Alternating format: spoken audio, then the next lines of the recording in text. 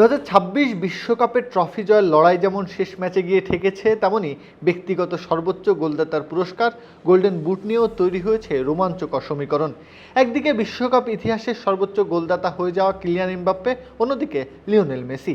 Mbappe নিজের কাজ করে ফেলেছেন, আর বাকি আছে মেসির পালা। গোল্ডেন বুট জিততে হলে যে অবিশ্বাস্য কিছু করতেই হবে মেসিকে।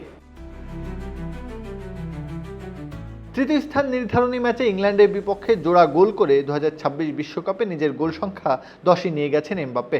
পাশাপাশি বিশ্বকাপে ক্যারিয়ারের মোট গোল হয়েছে 22টি। তাতে লিওনেল মেসির 21 গোলকে ছাড়িয়ে বিশ্বকাপের ইতিহাসে সর্বোচ্চ গোলদাতার আসনও দখল করেছেন ফরাসি মহাতারকা। অন্যদিকে ফাইনালের আগে মেসির গোল 8টি, অ্যাসিস্ট 4টি। এমবাপ্পেও বিশ্বকাপ শেষ করেছেন 10 গোল ও 4 অ্যাসিস্ট নিয়ে, অর্থাৎ অ্যাসিস্টে দুজন এখন সমান অবস্থানে।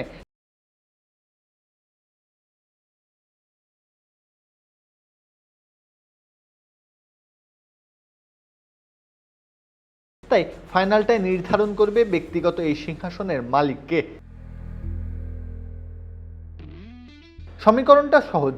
মেসি যদি ফাইনালে হ্যাট্রিক করেন তাহলে 11 গোল নিয়ে সরাসরি গোল্ডেন বুট জিতে নেবেন, কিন্তু যদি করেন 2 গোল তাহলে তার গোল সংখ্যা দাঁড়াবে 10-এ। সেক্ষেত্রে এমবাপ্পের সঙ্গে গোল ও অ্যাসিস্ট দুদিক থেকেই সমতায় তৈরি হবে।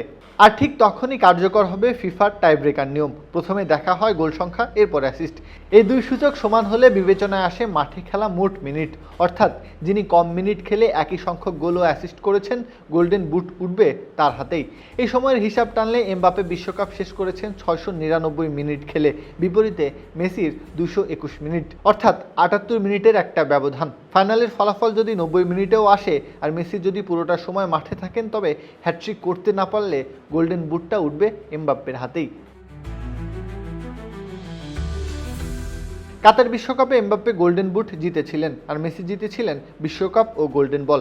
4 বছর পর আবারও ব্যক্তিগত লড়াইয়ের কেন্দ্রবিন্দুতে এই দুই মহাতারকা। তবে এবার পার্থক্য একটাই, এমবাপ্পের অপেক্ষা ছাড়া আর কিছুই করার নেই, আর মেসির হাতে এখনও রয়েছে এক ম্যাচ, যেখানে বদলে যেতে পারে পুরো হিসাব নিকাশ। প্রত্যাহ কাব্য, খেলা 71।